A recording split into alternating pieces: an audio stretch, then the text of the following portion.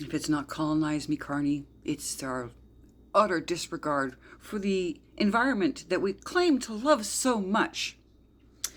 I'm going to have to read a little bit here. Eco-Justice, representing Stand Earth, Wild Site, and Wilderness Committee, is taking the government to court because there has been an over 11-year delay in mapping critical habitat for the threatened Southern Mountain Caribou. Now, for thousands of years, these Southern Mountain Caribou have moved through the Rocky Mountains freely, through the old growth forests, of which there's practically none left, in both BC and Alberta.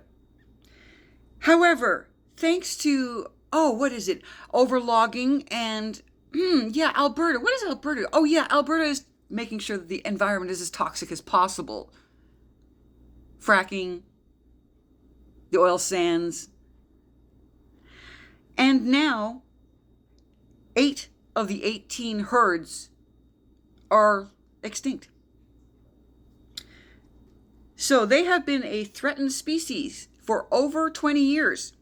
And yet, our government never felt the need to listen. Because, hey, it's just another freaking animal, right? I mean, what does it do? Well, it feeds the wolves, it feeds the lynx, it feeds the pumas, it does lots.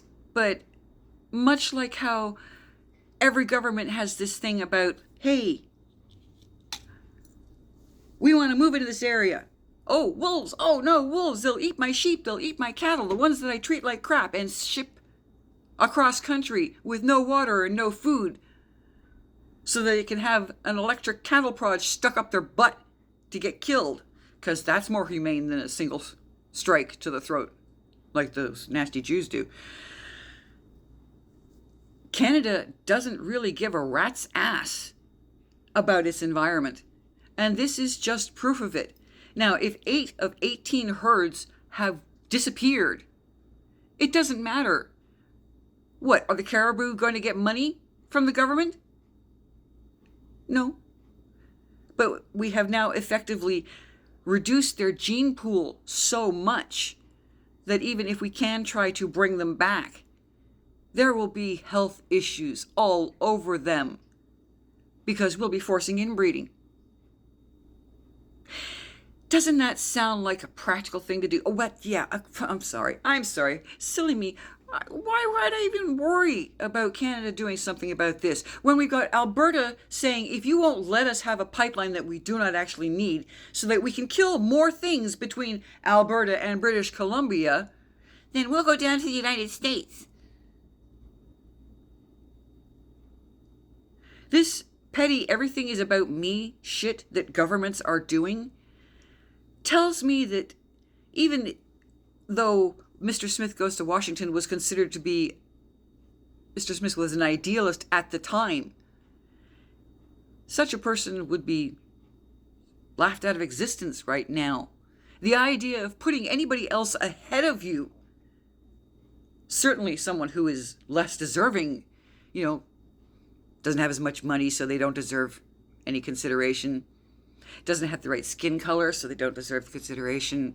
I mean, heck, Canada has been, for at least as long as I've been alive, denying the First Nations the right to clean water. And I'm pretty sure that internationally that's considered a basic human right. So where is the wonderful UN or the International Criminal Court taking Canada to task for the fact that they are essentially, even now, hundreds of years later, trying to commit genocide upon the First Nations? It gives you a really good idea why it is that things are the way they are, doesn't it? Yeah. And I hope that they can do something to make the government feel a little bit of pain for what they've done. But in the end, I doubt it. I mean, Ontario thought it was going to get all praised from people like me because they put in a thing saying no declawing of cats. Well, yeah, no shit. So why don't we start talking about the bobbing of ears and tails on dogs?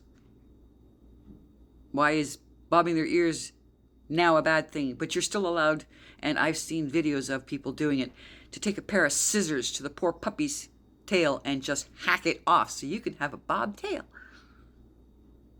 And you'll get away with it in Canada, because Canada's all about its nature.